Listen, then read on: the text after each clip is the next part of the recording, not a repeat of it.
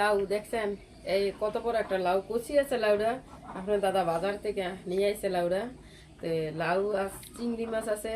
চিংড়ি মাছ দিয়ে লাউ রান্না করবো। আর চিংড়ি মাছ দিয়ে তো লাউ অনেক স্বাদ লাগে, খেতে ভালোও লাগে। আর শীতের দিনে সবজি তো আরো স্বাদ।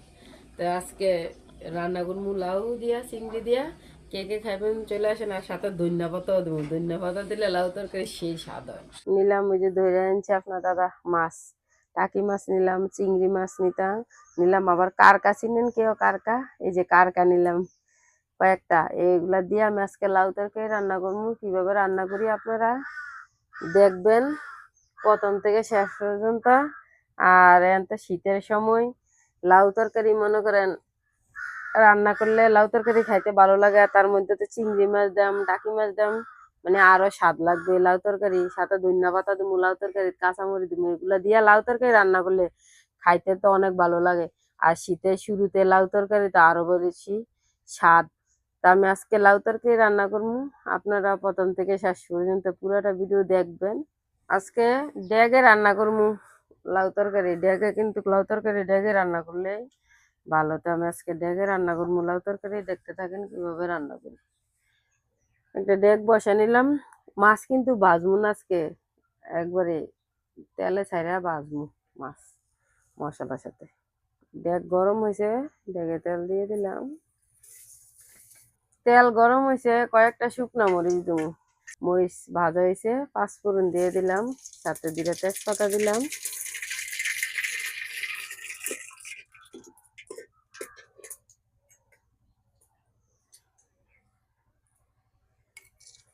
আদা জিরা বাটা দিয়ে দিলাম।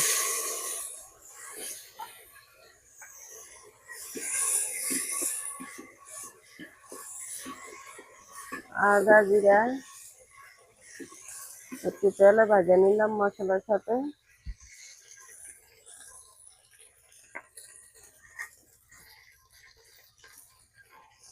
হলুদ দিয়ে দিলাম, পরিমাণ মতন হলুদ দিয়ে দিলাম। লবণ লবণ পরিমাণ মতন দিয়ে দিলাম। মশলার একটু ভাজা নেব। আগে কে কে রান্না করতে পছন্দ করেন বললেন। মশলাটা কষানো হয়েছে।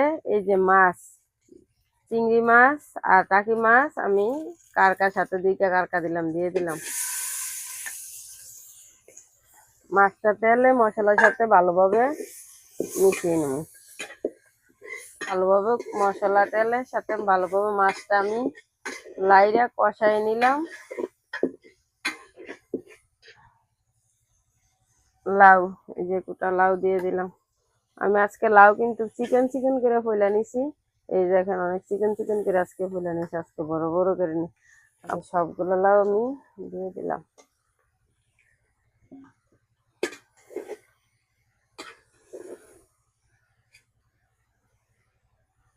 কয়েকটা কাঁচামরিচ, লাউ তরকারি কিন্তু কাঁচামরিচ না দিলে খাইতে ভালো লাগে না। লাউ তরকারি কাঁচামরিচ দিতে হয়তো, আমি শুকনো মরিচটা দিব না গুঁড়া। লাউ তরকারি খালি কাঁচামরিচ দিতেছি। যে মাঝখান দিয়ে কাইটা নিলাম, কাঁচামরিচ দিয়ে দিলাম। কাঁচামরিচ দেওয়ার পর আমি ঢাকনা দিয়ে দিলাম, আস্তে আস্তে হোক। ঢাকনা তুলে নিতেছি। দেখেন অনেক কমে গেছে লাউ। এই যে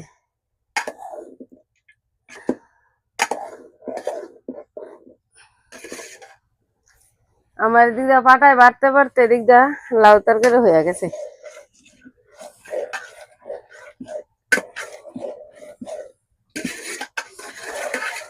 এই যে লাউ তরকারি, লাউ তরকারি হয়ে গেছে। ধনিয়া পাতা দেবো না, মানে কিছুক্ষণ আগে ধনিয়া পাতা তো না, লাউ তরকারির ভিতরে ধনিয়া পাতা না দিলে তো স্বাদই লাগতো না।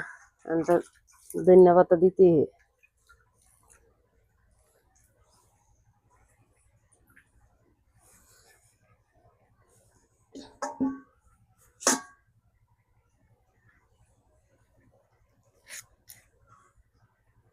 লাউ তরকারি কিরকম হইলো অবশ্যই কমেন্টে বলবেন।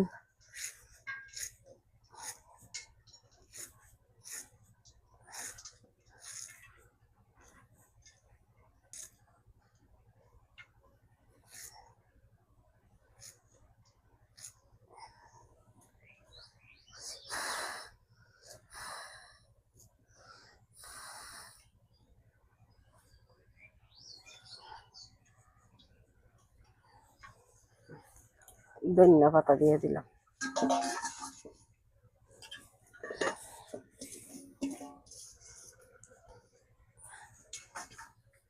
ধনিয়া পাতা দেওয়ার পরে লাউ তরকারি একটু ধনিয়া পাতার সাথে মিশিয়ে নেবো লড়াইয়া।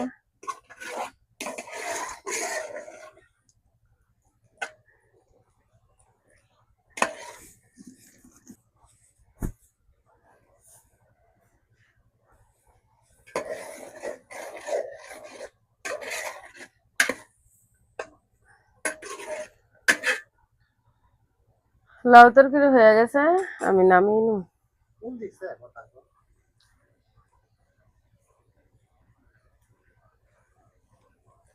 লাউ তরকারি হয়ে গেছে, নামিয়ে নিলাম। একটা বল নিলাম, বলে ঢাইলা দিলাম।